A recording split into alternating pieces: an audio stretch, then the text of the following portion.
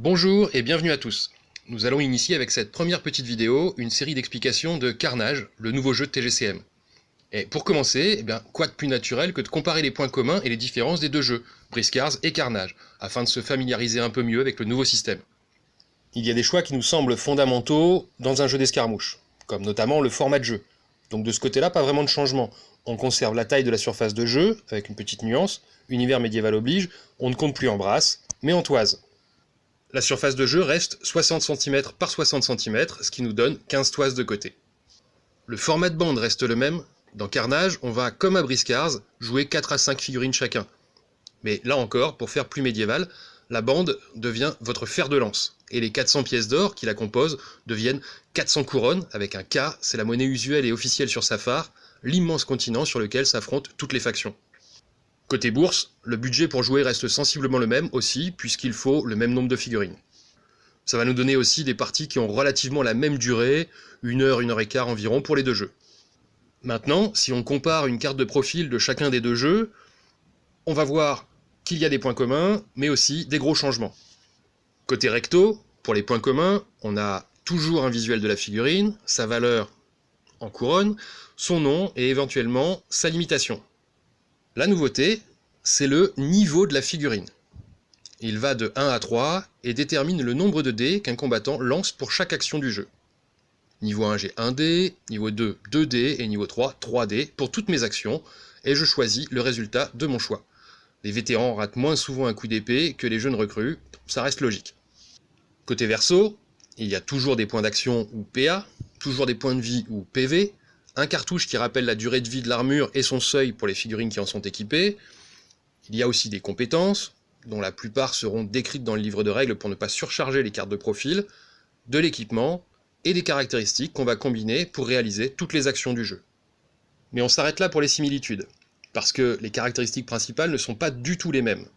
Premièrement, il n'y a plus de bottes pour indiquer le mouvement de la figurine. Deuxièmement, on a 6 caracs. Un peu en marge, la témérité, notée T, qui est dédiée aux tests de terreur et d'effroi, et l'intelligence, notée I, qui servira essentiellement à la magie et aux actions hors combat. Vitesse, puissance, agilité et corpulence. Ce qui change vraiment avec ces caractéristiques, c'est qu'elles génèrent tout un effet. La vitesse permet de se déplacer de la moitié de son mouvement, c'est d'ailleurs la valeur de la vitesse qui est utilisée pour connaître la distance de mouvement de la figurine.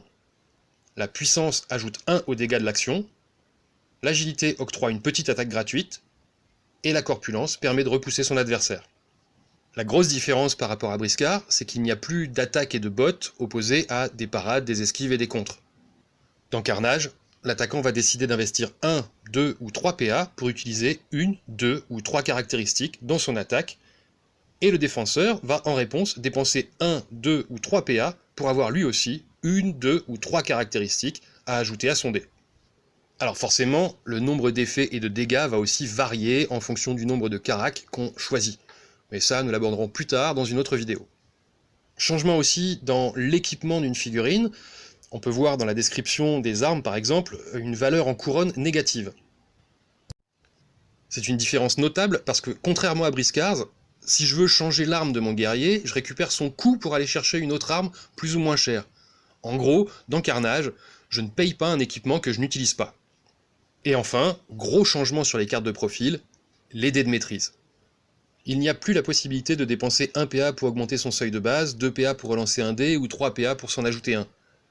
Dans Carnage, on peut utiliser un dé de maîtrise qui possède le domaine de l'action entreprise, la petite épée pour l'attaque, le bouclier pour la défense, l'arc pour le tir, le point d'interrogation pour les objectifs de scénario et l'orbe pour la magie.